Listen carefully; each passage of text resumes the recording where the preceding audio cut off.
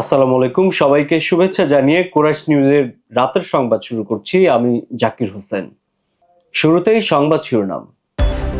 শাহবাগে ইফতেদিয়া শিক্ষকদের উপর পুলিশের সাউন্ড গ্রেনেড, জল কামান ও লাঠিপেটা, আহত 6। পুতুলের কানাডায় নাগরিকত্বের প্রমাণ মিলেছে বলছে দুদক। মেয়াদ শেষে চুপিসারে বিদায় নিলেন ডোনাল্ড লু এবং ব্যাটিং বিপর্যয়ে বিশ্বকাপ থেকে বাংলাদেশের বিদায়। শুনছিলেন শিরোনাম, এবারে বিস্তারিত। শুরুতেই জাতীয় প্রসঙ্গ। চাকরি জাতীয়করণের দাবিতে অবস্থান নেওয়া ইফতেদিয়া শিক্ষকদের সঙ্গে পুলিশের পাল্টাপাল্টি ধাওয়ায় এক পর্যায়ে সাউন্ড গ্রেনেড ও জলকামান নিক্ষেপ করেছে পুলিশ। এ সময় পুলিশকে লাঠিপেটা করতে দেখা গেছে। এতে এক নারী সহ 6 জন আহত হয়েছেন। আজ রোববার দুপুর 12:40 দিকে শাহবাগ থানার সামনে এ ঘটনা ঘটে। আহত ব্যক্তিদের দুপুরের দিকে ঢাকা মেডিকেল কলেজ হাসপাতালে নেওয়া হয়। সেখানে তাদের চিকিৎসা দেওয়া হচ্ছে। আহত ব্যক্তিরা হলেন আনোয়ার হোসেন, ফরিদুল ইসলাম, আমিনুল, মিজানুর রহমান, বিন্দু ঘোষ ও মারুফ আক্তার। তারা সবাই ইফতেদিয়া শিক্ষক বলে প্রাথমিকভাবে জানা গেছে। বিস্তারিত ইসরাফিল ফকিরের রিপোর্টে। দর্শক দেখছিলেন কুরাইশ নিউজ।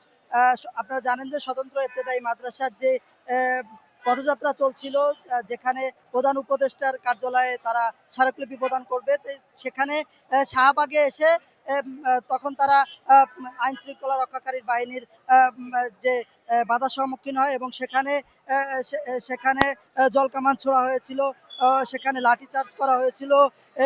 ইতিমধ্যে 2-3 জন তারা আহত হয়েছেন এবং আহত হয়ে হাসপাতালের দিকে গেছেন এবং এখন তারা এখানে একটু পিছে আসার পরে তারপরে এখানে তারা শুয়ে পড়েছেন, আপনারা দেখতে পাচ্ছেন।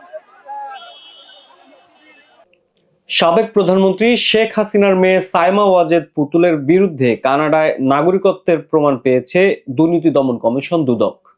এছাড়া বিশ্ব স্বাস্থ্য সংস্থা WHO-র দক্ষিণ পূর্ব এশিয়া বিষয়ক আঞ্চলিক পরিচালকের পদ পেতে রাষ্ট্রীয় সম্পদের অপব্যবহার এবং নিয়ম বহির্ভূত কার্যকলাপের আশ্রয় নেওয়া হয়েছিল বলেও দুদকের অনুসন্ধানে বেরিয়ে এসেছে।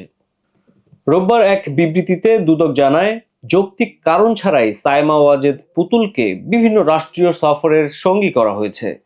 তার ক্ষেত্রে প্রার্থীর যোগ্যতা হিসেবে দেয়া তথ্যাদি যথাযথ ছিল না। এছাড়া পুতুল পাসপোর্টধারী কানাডার নাগরিক ছিলেন বলেও তথ্য পাওয়া গেছে। বিবৃতিতে দুদক আরো জানায়, পুতুল সূচনা ফাউন্ডেশন নামের একটি প্রতিষ্ঠান খুলে বিভিন্ন সামাজিক ও ব্যবসায়িক প্রতিষ্ঠান থেকে জোরপূর্বক উপটোকন আদায় ও অর্থ আত্মসাৎ করেছেন। স্বাস্থ্য ও পরিবার কল্যাণ মন্ত্রণালয়ের স্বাস্থ্য বিভাগের আওতায় অটিস্টিক সেলকে ব্যবহার করে ভুয়া প্রকল্প দেখিয়ে রাষ্ট্রের বিপুল অর্থ লুফে নিয়ে নিজে লাভবান হয়েছেন। এবারে জেলার সংবাদ। ফরিদপুরে 13 মাস বয়সী এক শিশুর পাকস্থলী থেকে রিং সহ 2টি চাবি বের করা হয়েছে। শহরের একটি বেসরকারি হাসপাতালের গ্যাস্ট্রোলিভার সেন্টারে এন্ডোস্কোপি মেশিনের সাহায্যে অসাবধানতাবশত আটকে থাকা রিং সহ চাবি 2টি সফলভাবে অপসারণ করেন ডক্টর নিমাই দাস ও তার টিম।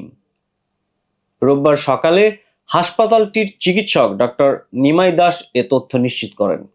এর আগে গত বুধবার রাতে ওই চাবি 2টি বের করা হয়। সফল অপারেশনে হ্যাপি হসপিটালের গ্যাস্ট্রোলিভার টিমের অভিজ্ঞতা ও পেশাদারিত্বের এক উজ্জ্বল উদাহরণ বলে চিকিৎসকের দাবি। তবে পরিবারের অনুরোধে শিশুটির নাম পরিচয় গোপন রাখা হয়। নাম প্রকাশে অনিচ্ছুক শিশুটির পরিবার জানায়, ঘটনা ঘটার পর হতবিহ্বল হয়ে পড়েন তারা। পরে হাসপাতালে এসে পাকস্থলী থেকে চাবি বের করা হয়। শিশুটি এখন পুরোপুরি সুস্থ আছে। এবারে আন্তর্জাতিক প্রসঙ্গ।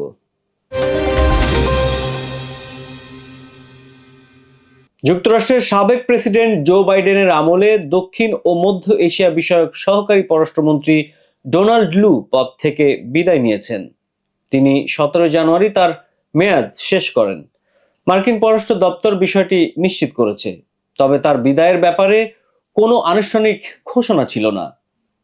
ডোনাল্ড লু 2021 সালের সেপ্টেম্বর থেকে এই পদে দায়িত্ব পালন করছিলেন। তার মেয়াদকালে তিনি বাংলাদেশ, পাকিস্তান সহ দক্ষিণ এশিয়ার বিভিন্ন দেশের রাজনীতিতে সক্রিয় ভূমিকা রেখেছিলেন। পাকিস্তানের সাবেক প্রধানমন্ত্রী ইমরান খানের সরকারকে উৎখাতের সঙ্গে যুক্ত থাকার অভিযোগ ওঠার পর তিনি ব্যাপক আলোচনায় আসেন। ডোনাল্ড লু এর আগে দক্ষিণ এশিয়ার বিভিন্ন দেশ যেমন নেপাল ও শ্রীলঙ্কায় মার্কিন স্বার্থ রক্ষার জন্য গুরুত্বপূর্ণ ভূমিকা পালন করেন।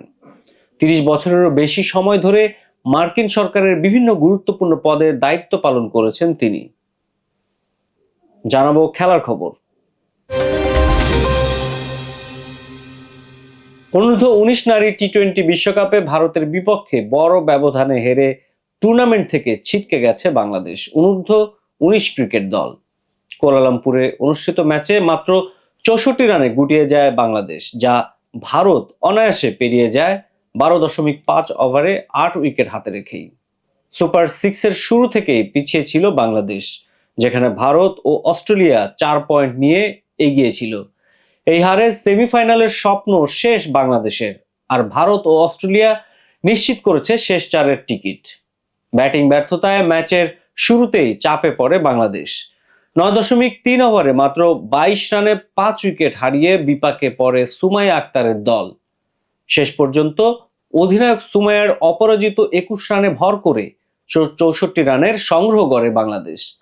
তবে ভারতীয় ব্যাটার তৃষা গঙ্গাদির 31 বলে 40 রানের বিধ্বংসী ইনিংসে সহজেই জয় পায় ভারত। সংবাদ শেষ করব বিনোদন অঙ্গনের খবর দিয়ে।